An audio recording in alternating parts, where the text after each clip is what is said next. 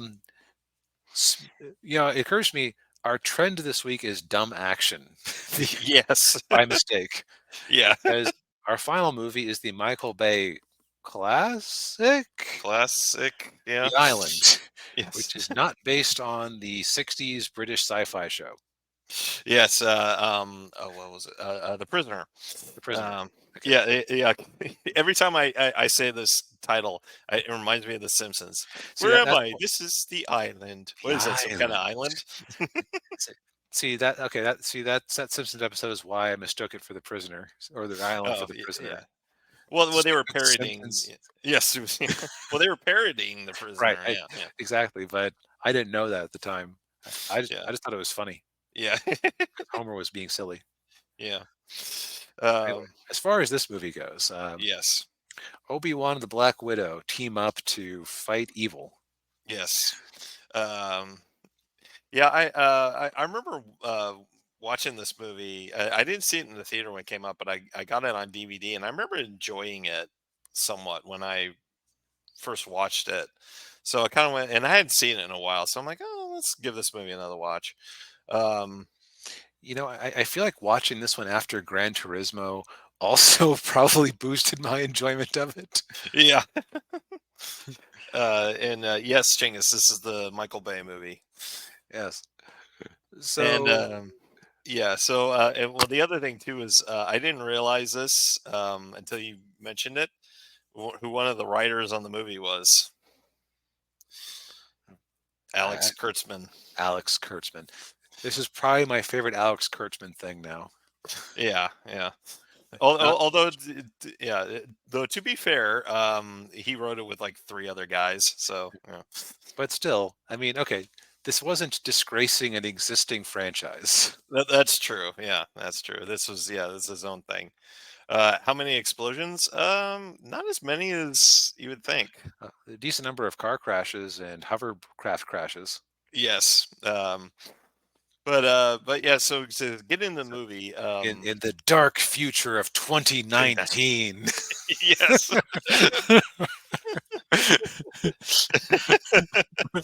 Yes. In the far off dark future of Nice. 2019. Yes, where we're still using MSN search. Yeah, there's a lot of product placement in this movie, and they Oh still had the yeah. original Xbox logo. Yes, yeah.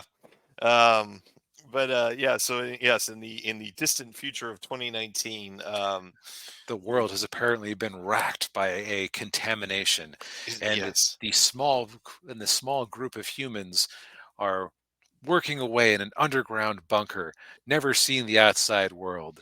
But every day, a lucky few are chosen by lottery to go to the island, a paradise that none of them can dream of. Yes.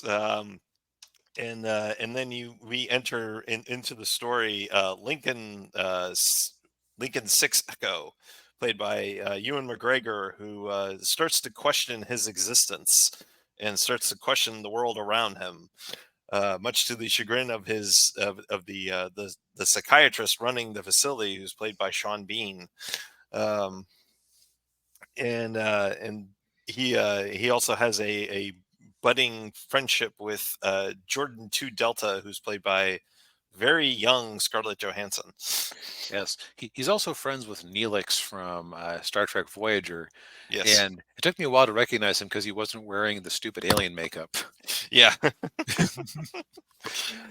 uh, yeah. And so then Lincoln meets, or he also has a friendship with Steve Buscemi's character, who's like a maintenance worker. And it's weird that he like they just have outsiders come in and are allowed to talk with these subjects. Yeah. Yeah, and of course the maintenance workers, they're just kind of like, they're like, oh yeah, I'm never going to be able to go to the island, and Now that because contamination, it's pretty awful. oh yeah, yeah.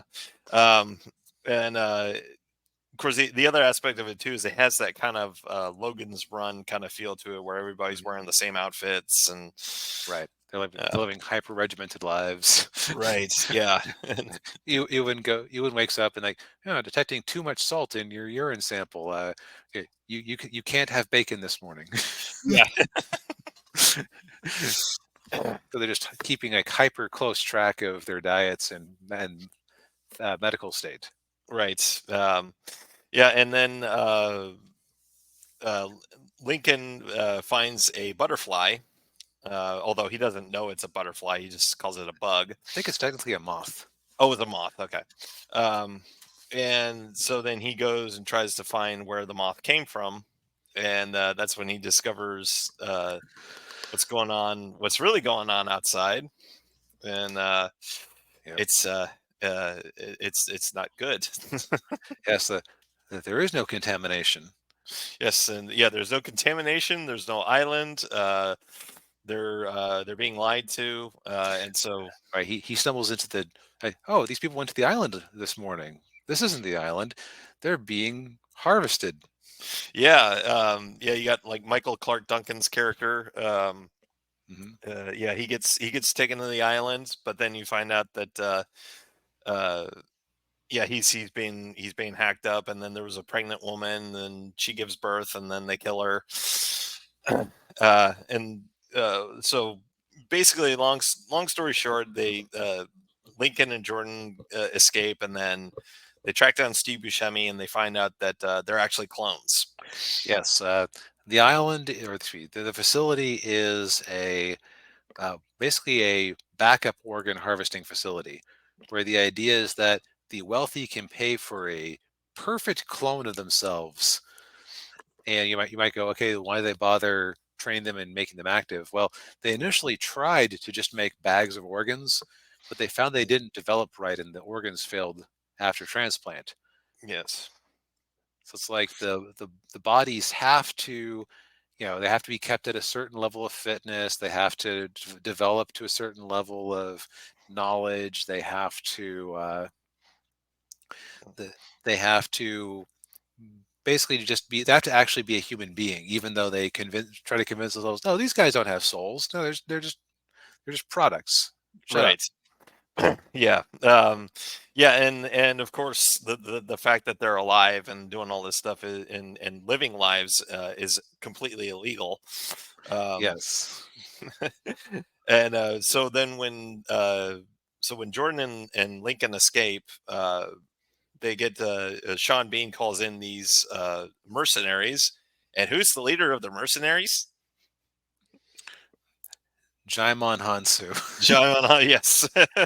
Although, 20 years ago, Jaimon Hansu, Yes, 20. Yes, yeah, 20 years younger. Um, and Chinggis, I don't know why. I don't know how Kurtzman keeps getting work. because he knows people. Yes. Um, and so so they're tracking them down, and lots of explosions happen and chase sequences, and Yeah. Like the bad guys have hovercraft, like yeah, like like the speeder bikes in Return of the Jedi, yes, which I'm pretty sure were just there because Michael Bay thought they would look cool. yeah. There are also monorails on or floating cable cars Yeah, above elevated cable monorail cars. Yeah. yeah, because it looks cool. Yes.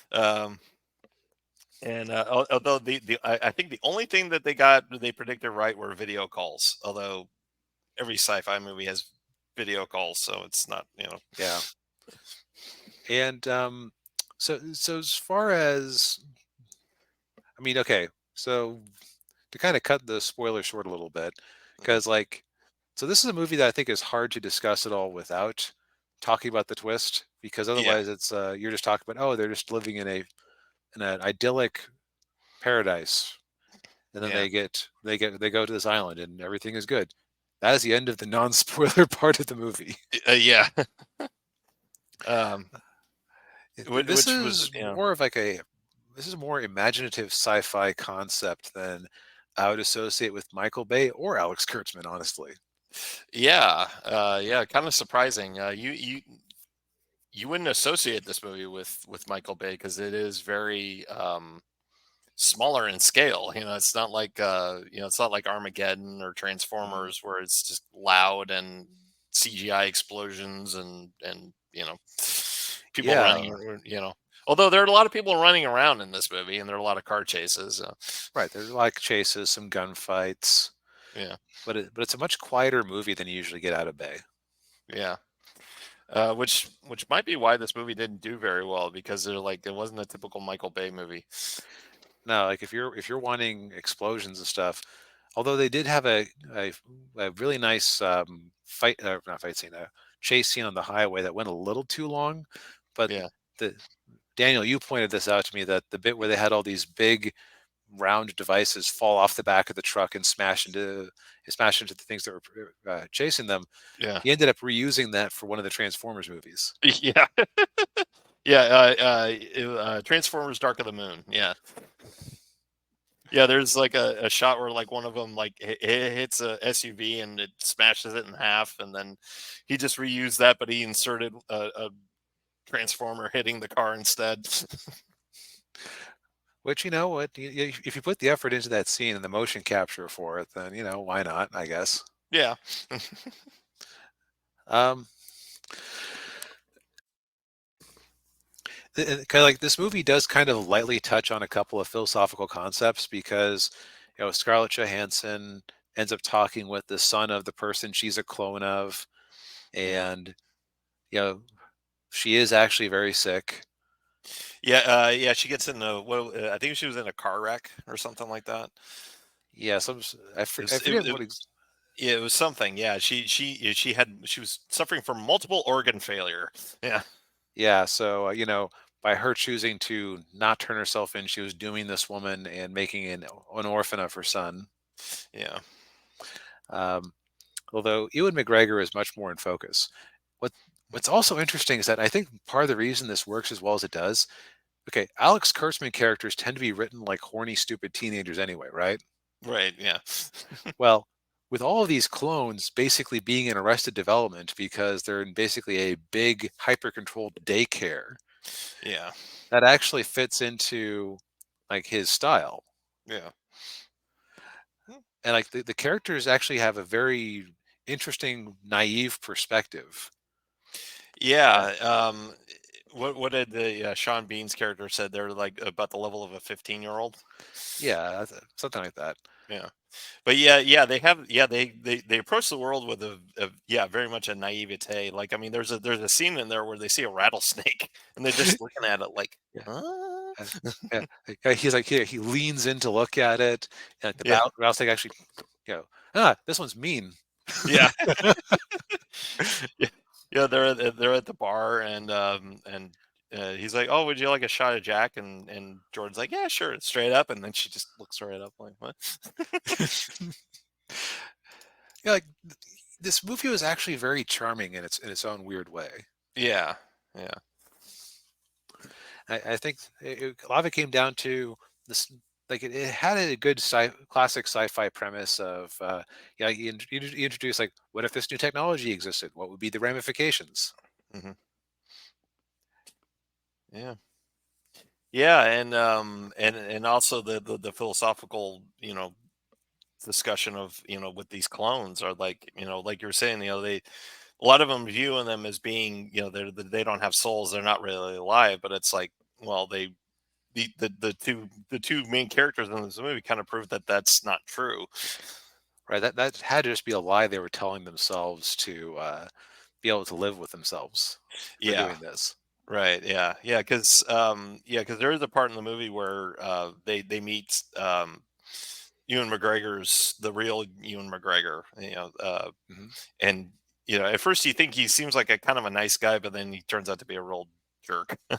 Yeah, he's very much out. Yeah, he's very much in favor of getting his replacement liver. Thank you very much. Yeah.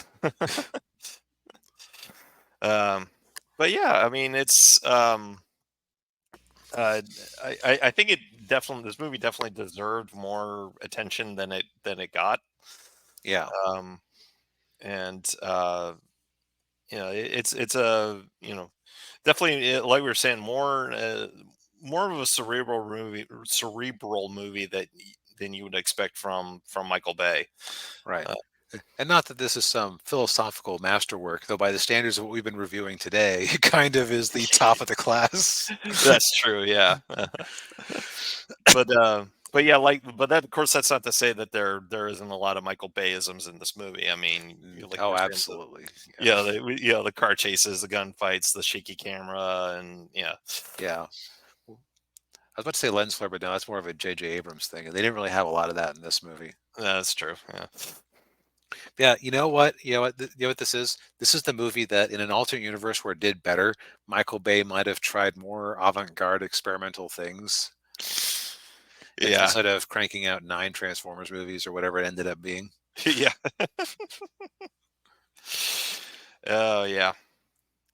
Yeah, but yeah, and another thing I will say too, this is it's also Scarlett Johansson at probably her peak or near her peak, peak hotness.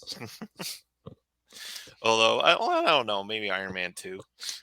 Yeah, Iron Man 2 is well, and Avengers. Okay, Yeah, look, she's had a long peak. Let's yes, she's just had a long peak. Yes, yes.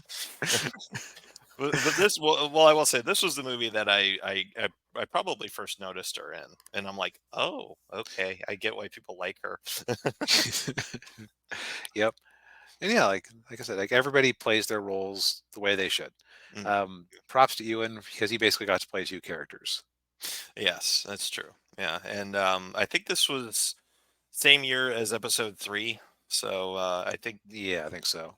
yeah. So this was obviously him trying to branch out away from Star Wars. Well, unless they make episode 3.5, which they did 20 years later and failed. We we will not talk about that. Yes. I've already talked about that. I don't want to talk about it again. Yes. Yeah. I think we're both kind of on the same page. This as just a fun, slightly smarter than dumb action movie. Yeah, yeah. It's on Paramount Plus. Um, if you're Probably every interested, half price books in the country. yeah, yeah. Yeah, well, I think we've exhausted these topics for the week. Indeed. Yeah.